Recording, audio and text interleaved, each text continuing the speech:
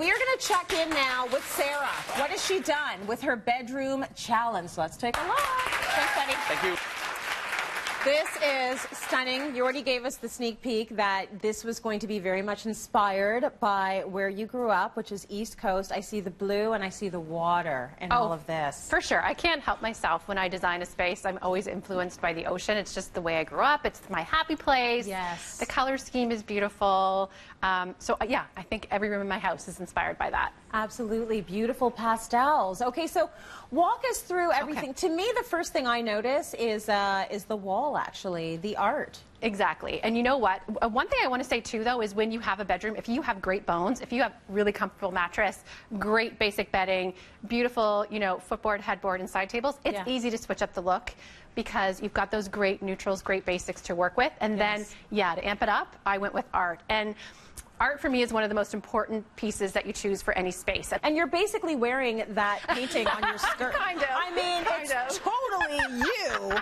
This I didn't is plan you. that at all. Right? I did. Yes, I did. So it's beautiful and it speaks to who you are and it's lovely in this space. And another thing is that art does not have to be expensive to be beautiful. Would you believe me if that told you it was less than 100? Less than 100? That's very good. Okay, how about less than 50? Really? Yes. That's excellent. Yeah, it's a great bargain and it's coming home to my house. Forget the show. I'm bringing it home. It's an added bonus. Beautiful art that connects to you is amazing. The bedding is really nice as well. The bedding's great. There's different sizes of pillows, and this is sort of what you prefer in terms of size, isn't it? I like oversized pillows, especially if you're dealing with a wood headboard. If you like to read in bed at all, either a book or your phone, or watch TV on your laptop, however you do it. It's nice to have oversized cushions to lean up against. It's cozy, it's comfortable, it's better for your back, you know, than necessarily laying down the whole time. And then just layer it with a few other pillows. I don't like to go too crazy with it.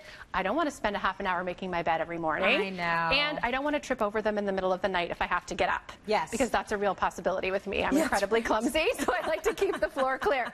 And you want, you know, pillows with nice weight and shape so that they're really going to stand the test of time as well. Absolutely. Yeah. Okay, I know I jumped down to the bed, but I do want to mention the wall color, which is very soothing and calming as well. It is. So, you know, when I say the art inspired the space, when you look around, you may not notice that at first, but actually I pulled the wall color from the art. I just went a couple shades lighter than one of the blues that's in there. Yeah. For me, a bedroom should feel airy and light and calm, and this color does that for me. It's called icing on the cake. I'm also a big sucker for paint names. Yes. So if I'm torn between two, I will totally choose the one that has the better name. Good name. Yeah, I get it. I understand. And there's nothing wrong with that. I don't think there is either. No. And then for me, my bed always has to have a blanket at the end, and that's another opportunity to add pattern, to add color, to add layers to your textiles. Right. But I just need it for comfort. I have a blanket on the foot of my bed all year long. Oh, you do? I do.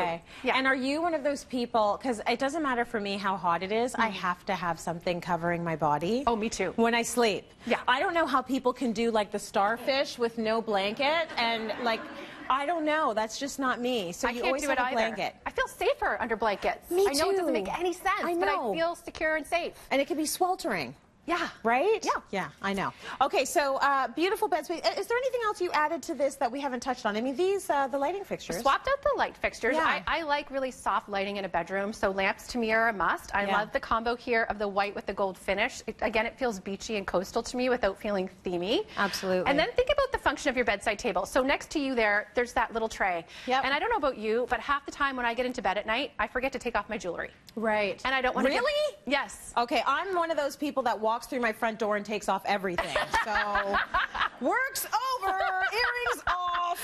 But okay, you still have your jewels earrings or a bracelet or a necklace, and I don't want to get back up again to put it, you know, in my jewelry. Away. No. So I keep a little tray on the bedside table, and then I just take them off and pop them in there. They don't get lost. Smart. A little tip for that is look in a kitchen section or a bathroom section for little trays. They're much less expensive than a jewelry section. Absolutely. That one was only $7. Oh, nice. Yeah, it's meant for your kitchen drawer, but I think it looks great on a table. Think glasses as well. Absolutely. Or if you do have your phone, which you're not supposed to have, you can put it there. You can park it there at Speaking night. of phones, the only thing on this other table, which I think is actually really cool looking, is a box for charging. chargers, because let's be real, we do often bring our phones into the bedroom and they need to be charged, whether you're using it as an alarm.